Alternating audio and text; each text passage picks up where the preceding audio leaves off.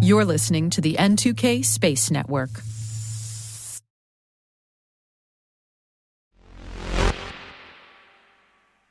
Relief, a feeling of reassurance and relaxation following release from anxiety or distress. It can come in many forms. Relief after a contract is awarded, relief after finalizing new rules, relief after closing a funding round, and we'll bring you more on those stories, but for now, relief that we can finally put this story to bed. Space Command is staying in Colorado. T-minus 20 seconds to LOS speed rest. Go for deploy. Roger roll. Today is August 1st, 2023. Happy Women Astronomers Day. I'm Maria Varmazis, and this is T-minus.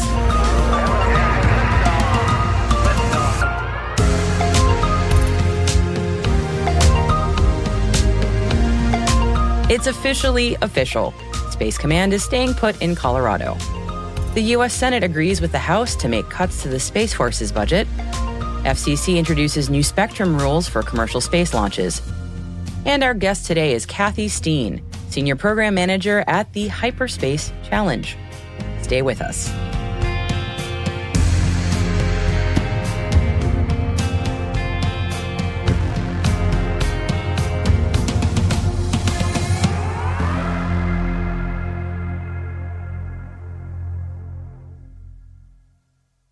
And now let's take a look at today's Intel briefing. And there's finally a decision. U.S. Space Command Headquarters has its home officially now in Colorado Springs. The news from the Pentagon and the White House yesterday is that President Biden made his decision based on input from the Department of Defense and the Department of the Air Force. And the decision went through a thorough and deliberate evaluation process. The call to have U.S. Space Command in Colorado Springs, says Pentagon Press Secretary Brigadier General Patrick Ryder, has the full support from Secretary Austin, Secretary of the Air Force Kendall, and U.S. Space Command Commander General Dickinson. From the Pentagon, locating headquarters U.S. Space Command in Colorado Springs ultimately ensures peak readiness in the space domain for our nation during a critical period. It will also enable the command to most effectively plan, execute, and integrate military space power into multi-domain global operations in order to deter aggression and defend national interests. And a supporting note from General Dickinson now. I welcome this final decision. Since its establishment in 2019, U.S. Spacecom has been focused on operating and delivering exquisite capacity to the joint force to deter and, if needed, prevail in conflict. Our priorities to ensure mission success and care for our people remain unchanged. We will continue to meet our directives to deliver space effects to the warfighter and protect and defend the space domain. Now, with all absolute, genuine due respect to all involved here, here's hoping that this is the last time we have to talk about this Spacecom HQ as political football story. It's all over but for the crying from Senator Tuberville from Alabama, who has been fighting hard for the relocation to his state. But like a Scooby-Doo villain shaking their fist at those darn meddling kids, Tuberville says, no, quote, this is absolutely not over. I will continue to fight this as long as it takes to bring Space Command where it would be best served, Huntsville, Alabama. In any case, moving on. It's not very often that the U.S. Senate and House agree, so I guess we'll have to take the small win on this one, even if it is at the cost of $1 billion off the Space Force requested budget for fiscal year 2024. The U.S. Senate Appropriations Committee agreed with the U.S. House that cuts should be made due to schedule delays and performance problems.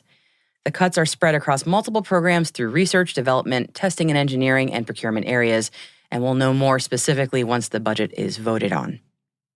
And staying with the U.S. Department of Defense procurement, KBR Wiley Services has been awarded a $24.9 million cost plus fixed fee contract from the Air Force Research Lab. The agreement is for the development of robust capabilities to better understand and predict motion, perform data association, initial orbit determination, and maneuver detection. AFRL is looking for a better understanding of chaotic orbits in what's called the X-GEO domain. It's a term used to refer to the outer space beyond geosynchronous orbit out to the moon. The agreement further covers N-body problems, which is the problem of predicting the individual motions of a group of celestial bodies interacting with each other gravitationally, and improved gravity models, including developing and evaluating space situational awareness frameworks with an emphasis on non-traditional orbits to understand the technical traits associated with the larger SSA, or Space Situational Awareness architecture. Work will be performed at Kirtland Air Force Base, New Mexico, and is expected to be completed by August 31st, 2028. The chairwoman of the Federal Communications Commission, Jessica Rosenworcel, has introduced new spectrum rules for the commercial space launches. Chairwoman Rosenworcel said in a press release from the FCC that, quote, "These rules will ensure commercial space launches have the necessary spectrum resources for reliable communications no matter their mission. These updates will promote economic strength, safety, competitiveness, and innovation. I urge my colleagues to join me in supporting this latest action to continue the United States' long history of space leadership." The rules would adopt a new allocation in the 2025 to 2110 MHz band for space operations on a secondary basis, expand the spectrum available for commercial space operations on a secondary basis in the 2200 to 2290 MHz band from 4 channels to the entire band, and adopt licensing and technical rules for space launch operations. It also directs the Office of Engineering and Technology to issue a public notice opening a new docket for comments on the expanded federal use of the non-federal satellite bands. Satellite imagery company Planet has announced a restructuring plan that will lead to them laying off 117 employees, which amounts to about 10% of their workforce. The announcement came from Planet CEO Will Marshall in a company-wide note. In that note, Marshall took responsibility for the decisions that led to the layoffs, and he expressed his remorse for the situation and acknowledged the significant impact this would have on the affected employees and their families. The decision was made in order to increase the company's focus on high-priority growth opportunities and operational efficiency. Planet says that these changes will better support its long-term strategy and path to profitability. Australian space data platform Tilebox has raised $1.7 million in a pre-seed round. The company says it will use the capital to expand the team and enhance its platform capabilities. Tilebox says it, quote, enables space companies to develop their in-house data pipelines 10 times more efficiently and effectively than currently possible. And they say that this is achieved by eliminating friction between teams and the costly maintenance of suboptimal solutions. Over to Europe now, and Spanish satellite operator Hisdesat has announced that the first satellite in the SpainSat NG program, which is aptly named SpainSat NG-1, will be ready for launch next summer. The satellite will be receiving a rideshare on SpaceX's Falcon 9.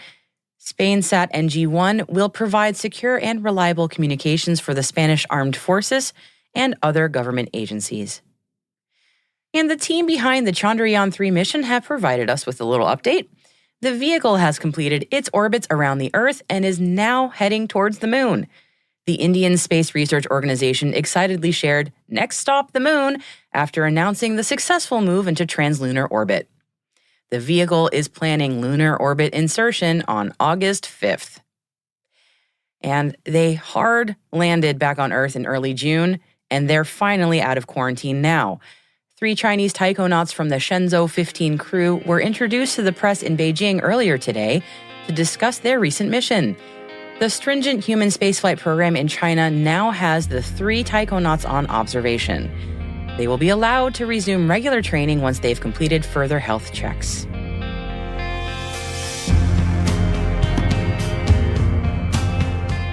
And that concludes our briefing for today. You can read more about all the stories that we covered for you today in our show notes over at space.n2k.com. We've also included a few extra stories for you to read up on. Hey T-Minus crew, if you're just joining us, be sure to follow T-Minus Space Daily in your favorite podcast app. And also, if you could do us a favor, share the intel with your friends and coworkers. Now here's a little challenge for you. By Friday, please show 3 friends or coworkers this podcast. That's because a growing audience is the most important thing for us, and we love your help as part of the T-Minus crew. So if you find T-Minus useful, please share so other professionals just like you can find the show and join the crew. Thank you so much for your support. It means a lot to all of us.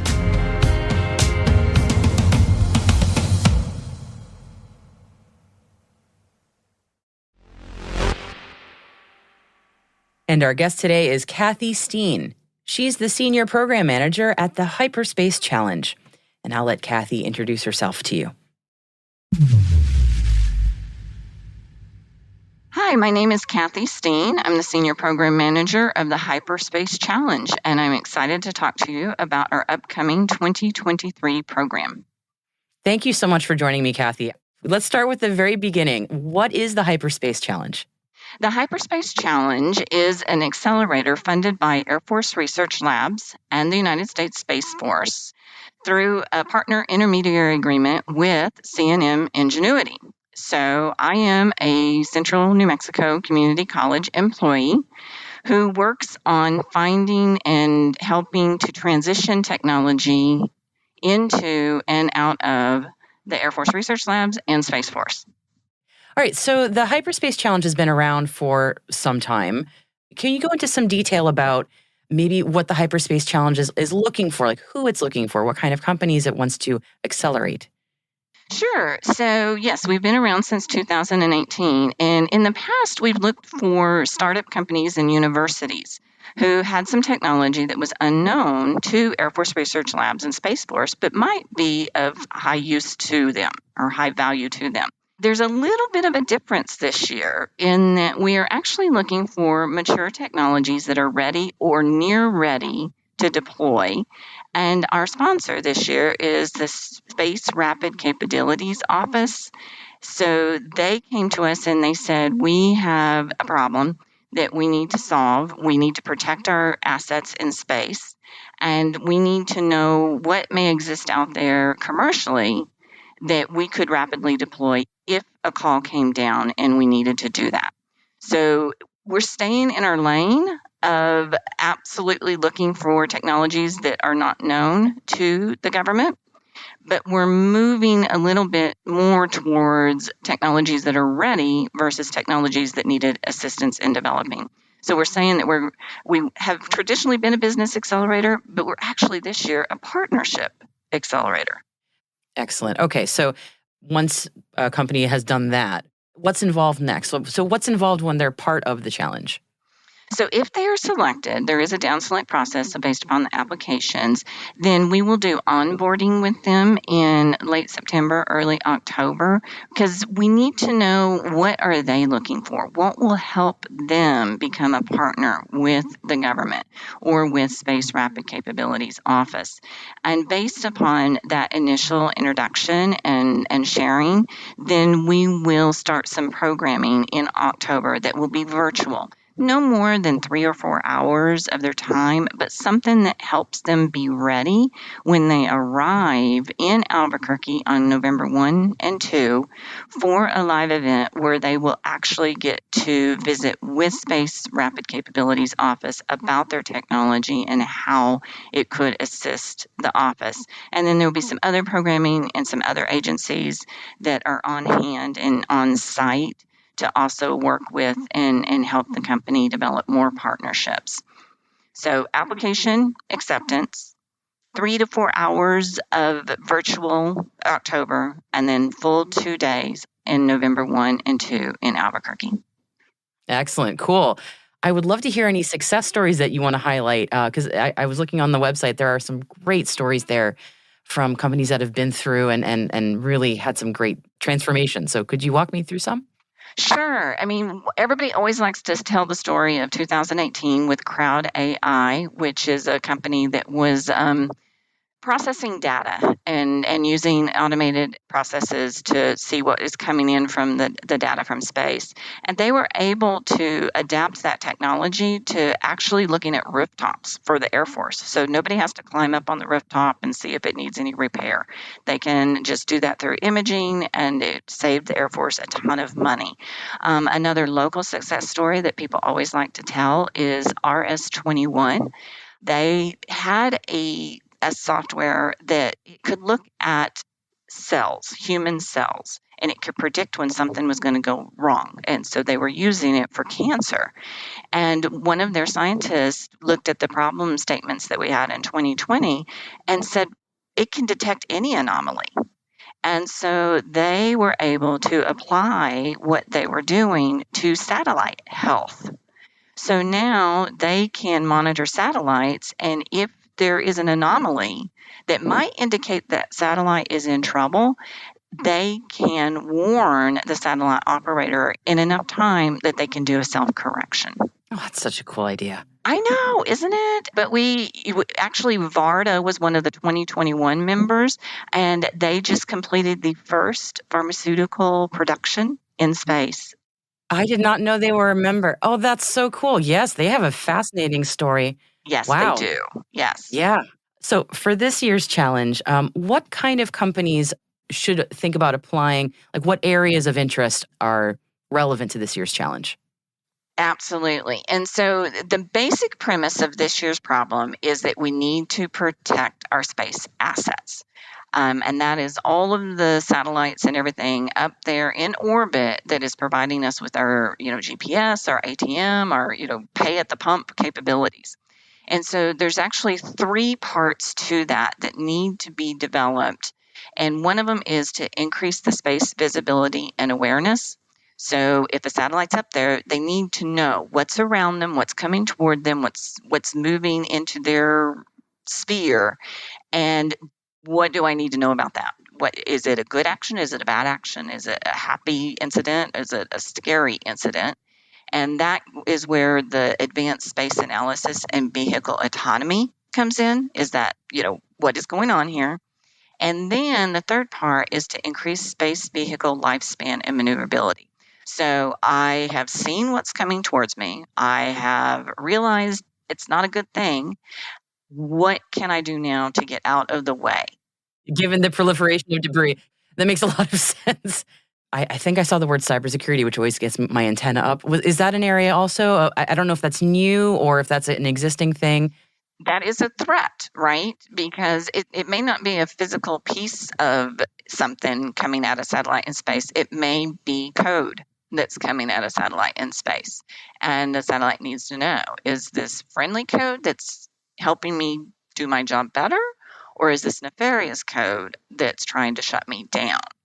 And so, yes, and that's why, other industries besides those who are traditionally in space may want to consider looking at this program and this problem statement, because they may have solutions that they're employing down here on Earth that could be adapted and employed in space. All right, so does the door close at some point? Like, do they have until a certain date to indicate interest, or how open is this period for companies to apply? So we would like everybody to signal their interest by August 15th, because we will have webinars. They're called Ask Me Anythings. If you're familiar with government speak, you've heard that term before. If you're not familiar with government speak, it's pretty self-explanatory.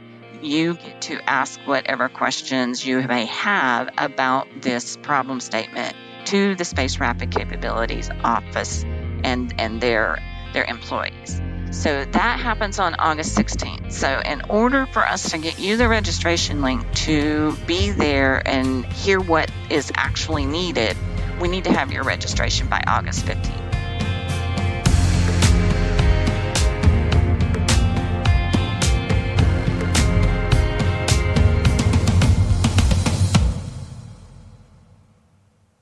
We'll be right back. Welcome back. Now, scientific development in space continues to blow our minds and definitely gets us squealing with delight at T-minus. And the latest news from NASA's Mars Ascent vehicle definitely has us ramped up. Now, the vehicle recently reached some major milestones in support of the, shall we call it, fraught Mars Sample Return Program. Nonetheless, if all goes to plan, this program will see the first launch of a rocket from the surface of another planet. I mean, we do love a rocket launch, and that is super cool. The team developing the vehicle conducted successful tests of the first and second stage solid rocket motors needed for the launch. The Mars Sample Return Program, in partnership with the European Space Agency, will, fingers crossed, bring scientifically selected samples to Earth for study using the most sophisticated instrumentation around the world. Now, if it's anything like the work we've seen from Perseverance, it's bound to push our understanding of our neighboring planet into new territories.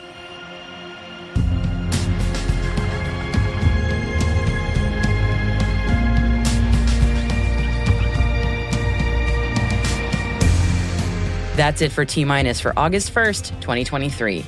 For additional resources from today's report, check out our show notes at space.n2k.com. We're privileged that N2K and podcasts like T-Minus are part of the daily routine of many of the most influential leaders and operators in the public and private sector, from the Fortune 500 to many of the world's preeminent intelligence and law enforcement agencies. This episode was produced by Alice Carruth, mixing by Elliot Peltzman and Trey Hester, with original music and sound design by Elliot Peltzman. Our executive producer is Brandon Karpf. Our chief intelligence officer is Eric Tillman. And I'm Maria Varmazis. Thanks for listening. We'll see you tomorrow.